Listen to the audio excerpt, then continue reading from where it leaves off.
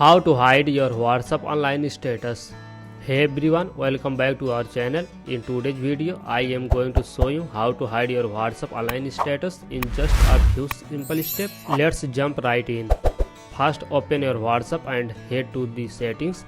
If you are on Android, tap on three dots in the top right corner. For iPhone, type the gear icon at the bottom right. Now in settings, tap on privacy. Here you will find option to manage your privacy settings, including your last seen and online status. To hide your online status, you will see the last seen and online option. Tap that. You will see a setting that control who can see your last seen time and who can see when you are online.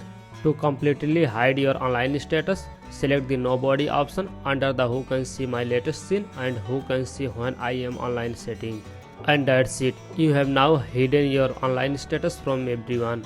If you only want specific people to see your status, you can customize this by selecting the My Contact Expectation option and choose who you want to exclude. Super easy, right?